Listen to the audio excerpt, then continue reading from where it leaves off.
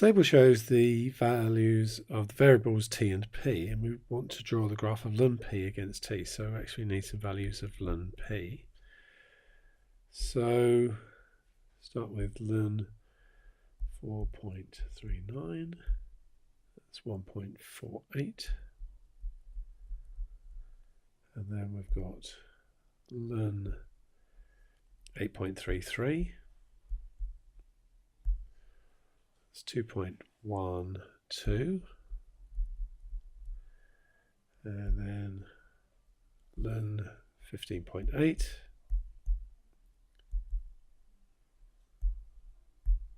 (2.76), and finally ln 30, which is 3.40. So we need to plot those. So 1.48 is about there. 1.5, 2.12, it's about there. 2, 2.76, it's about there. And 2.5, 3.4. So that's there. And we want a straight line through those. So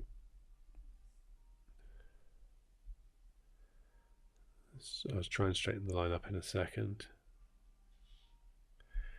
So let's grab this end of the line, drag it out through that point, and this one a little bit. There we go, that's pretty good.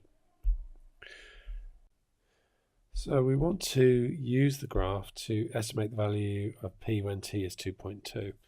So I'm going to make the graph a bit bigger in order to do this. So 2.2 is here, so I need to go up this line.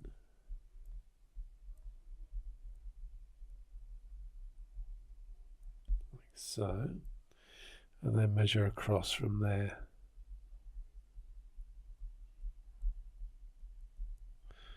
So that gives me 2.9. So that means, let's just shrink this down a little bit, that ln p is equal to 2.9. So p is going to be e to the 2.9. So e to the 2.9, which is about 18.2. Find the gradient of the graph and state the coordinates of the point where the graph meets the vertical axis.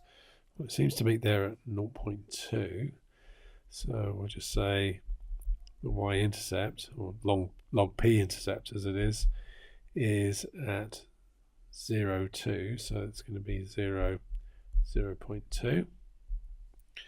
And the gradient, so we need a couple of nice convenient points. Well, I might just use some of the crosses it goes through. We know that this one here was at 1.48.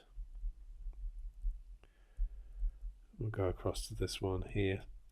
So we know that that one is at 2.5, 3.4.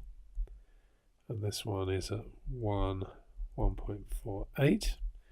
So that's gone 1.5 across, and upwards is 3.4, take away 1.48,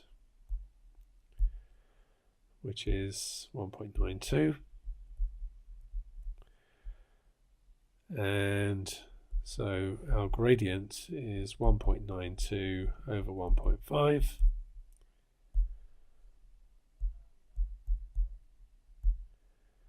which is 1.28. So using our answers to that part of the question, part 3, we want to show that p is equal to ab to the t, where a and b are constants to be found. Okay, so ln p is going to be ln ab to the t. So ln p is going to be ln a plus ln b to the t. So ln p is ln a plus t ln b. So the gradient is ln b. So ln b is equal to 1.28, which means that b is e to the 1.28. So e to the 1.28, which is let's call that 3.60. And ln a is 0.2, so a is going to be e to the 0.2. So e to the 0.2, that's 1.22. So p is going to be 1.22 multiplied by 3.60 to the power t. So, given the equation in part 4 is valid for values of t up to 10, find the smallest value of t, correct to one decimal place, for which p is at least 1000. So let's solve 1000 equals 1.22 times 3.60 to the power t. So 1000 divided by 1.22 is 3.60 to the t. So what is 1000 divided by 1.2? It doesn't really matter at the moment. We'll come back to the calculator in a second, actually. Let's take logs of both sides. That's going to be ln 3.60 to the t. So ln 1000 over 1.22 is going to be t ln 3.60, and therefore t is going to be ln 1000 over 1.22 divided by ln 3.60. So let's see what that is. And let's move the calculator so I can see what I'm calculating. So I have the natural log of 1000 over 1.22 divided by the natural log of 3.6. So that's going to be 5.23. I think this is one of those situations we have to round up because we have to have p at least 1000.